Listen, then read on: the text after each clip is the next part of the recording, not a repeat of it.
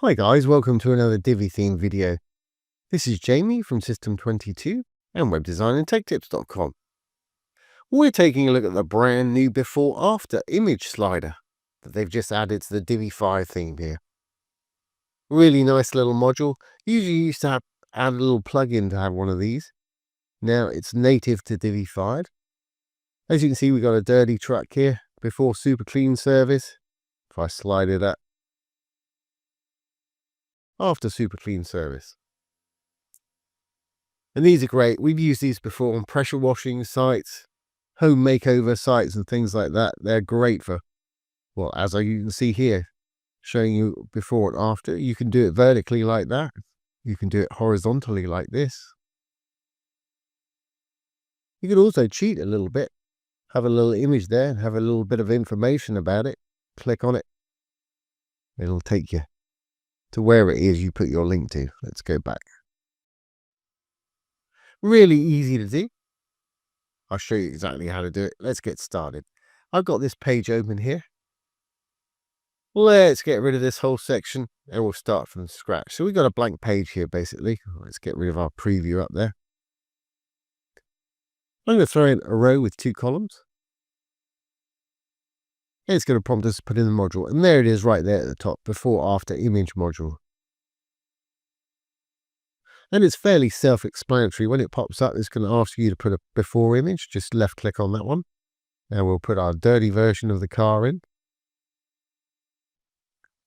After image, funnily enough, put the clean one in. Now labels, it's what you're going to see when they slide from one side to the other. And for mine, I used before, super clean, whatever you want to put in yours, obviously.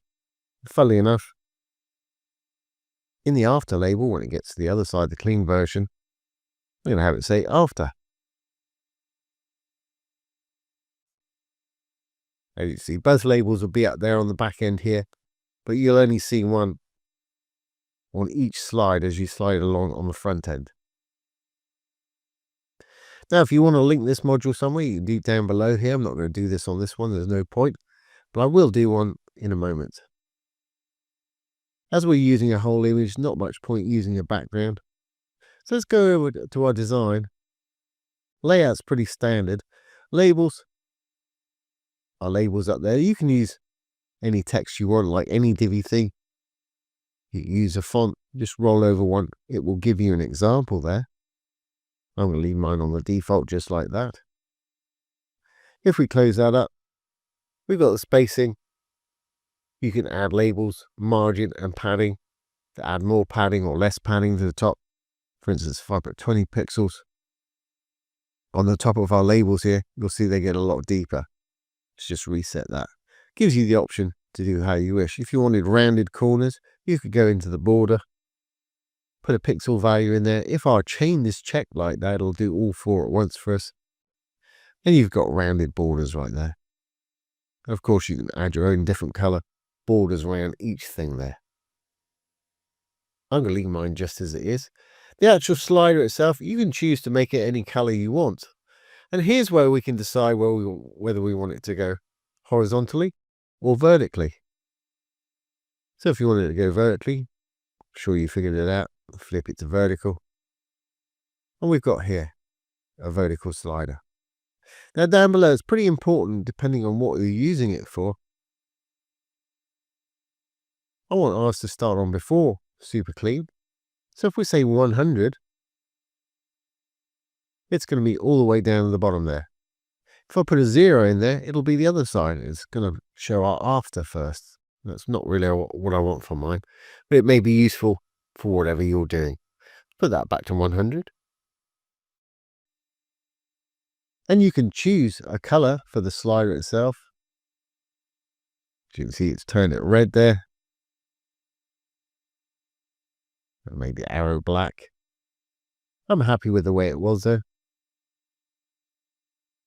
Like most Divi modules, if you want to undo something, just hit return arrow or Control Z on your keyboard right there.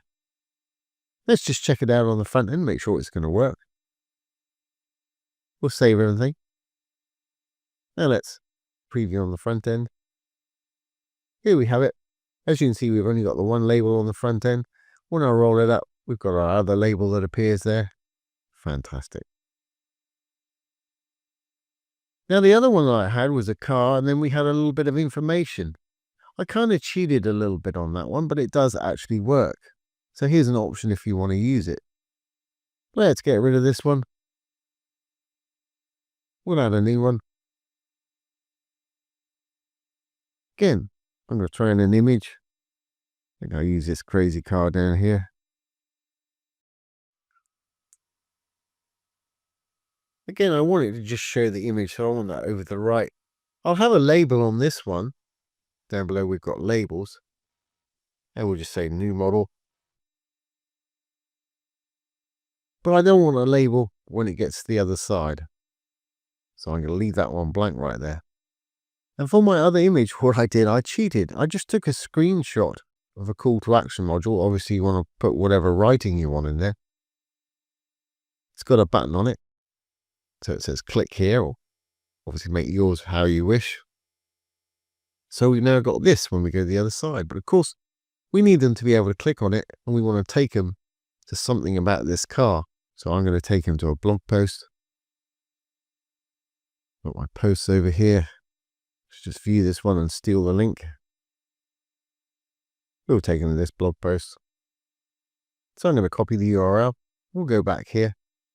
In the link just down below, we're on content here. I'm going to pop that in the module link. I want it in the current tab. And again, I want to see the whole of this image first. I don't want to see 50-50, which I think is the default. So if we go over to our design and slider, there's it 50. Let's put it up to 100. Perfect. That's going to work for me. Now, if we resave, let's get rid of that preview we had there. And again, we'll preview it on the front end. Here we have it. Got our new model. We've got our little arrow there. When they slide it over, it's going to get this call to action module. When they click on it, it's going to take them to that blog post. When we go back, we'll be back where we were. Absolutely perfect.